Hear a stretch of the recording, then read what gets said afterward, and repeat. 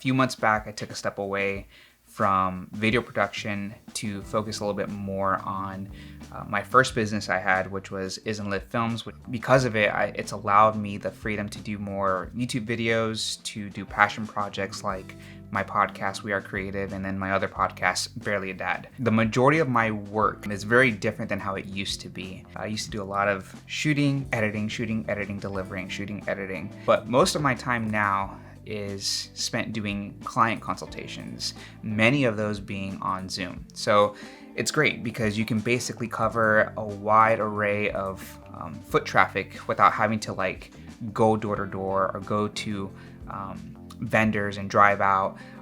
It's not to say that driving and meeting people in person doesn't have its benefits, but in an age where everyone's really busy, sometimes it's more convenient to have Zoom. And then over these last few months, I've learned a lot about how visual and non-visual branding play a huge part in how your business comes across.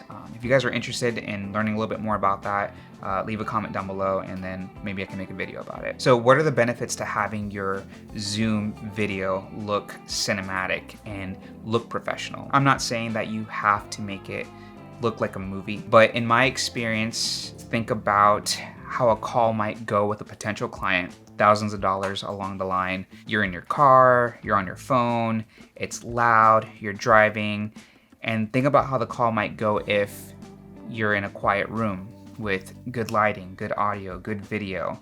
How do you think that comes across to your client? This is all going to come together for a more professional experience, and it goes a long way in separating yourself from others in the area who aren't doing that. So before we move on, I want to reiterate something super important. Don't let the lack of gear or backdrop stop you from having that consultation with a client. We all have different circumstances and we all have different spaces that we can work with. It's all about doing what you can and using what you have and putting some thought into these consultations with your clients. I've noticed if you have good work and a good website, if you speak well and you know how to position your brand, your business, right? As well as how to lead that consultation and make that client feel safe, adding a professional Zoom call on top of it is just gonna help you sell even more. So what are some of the things you need? Well, you need a camera. And this is gonna vary, but I'm gonna assume a lot of you already have a video camera, whether that be an EOS R or I myself, I'm using a Blackmagic on these Zoom calls. For me, I'm a big fan of 24 frames a second. You can set it to whatever frame rate you want, but having it set on 24 frames a second, to me, just looks much more cinematic. And then depending on your camera, you're gonna need an HDMI cable, whether that be HDMI to an HDMI mini or micro HDMI, I think that's what it's called, or just a normal HDMI cable you have for like your PS4 into your TV, something like that. And you're also gonna need what's called a video capture card. This thing has a USB that goes into your computer, and then this end takes the HDMI portion.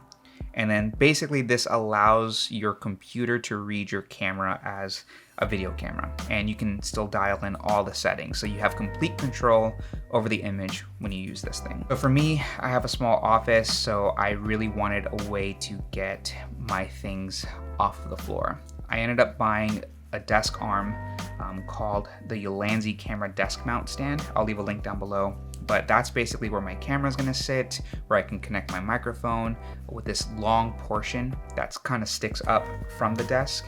And on there, you need your next thing, which is a friction arm. The friction arms are really easy to use, and from there I can connect my monitor, I can connect my microphones, and I can connect my lights. The light I have is a foldable light. The brand is called FL3060 LED. I'm gonna leave a link down below because I don't even know what it's called, but it's awesome. It's pretty light. You can thread one of the friction arms into it and it holds itself really well. This is sitting over on my iMac and I have really no issue. And I went through a lot of lights. I used to have the Godox SL60 on here. I used to have these newer lights with like barn doors on it. I've tried facing against the wall because it was too harsh. This light is like 5600 Kelvin.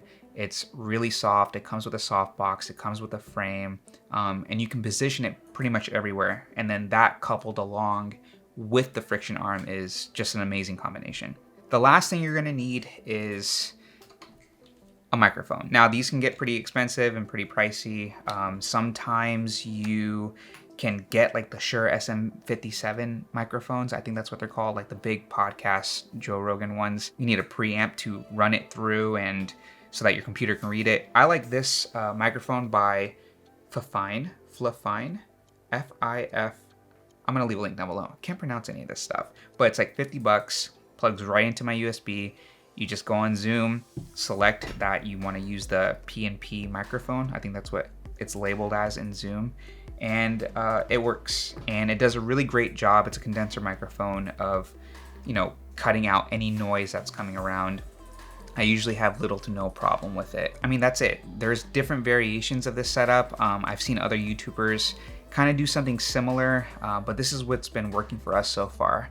It's clean and neat enough that I don't really need to like take it down every single time.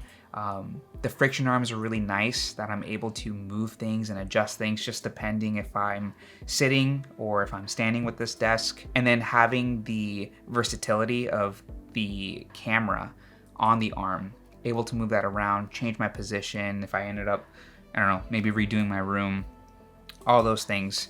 It's just a really fast and modular setup. It's becoming more and more available to purchase things like this. Like this video capture card was like 16 bucks. Doesn't need to record in 4K, does 1080, looks just fine. At the core of it, it's really about putting some thought into your brand. So doing this shows that not only that you care about your client and you're interested in what they have to say by being in a quiet place and taking the time to set this up, but you also show how much you love your business and you show how passionate you are and how you come across in what you're selling or in the experience that you give. That's it for me, guys. If you have any questions, leave them in the comments below. I'm always open to reading them, having some ideas of what videos I can make next. Again, all the links to the gear I'll leave in the description below. They're not affiliate links. I just think it'll be super helpful for everyone to be able to see the stuff that I bought. And if you like the video, go ahead and hit the like button and the subscribe button, and I'll see you in the next one.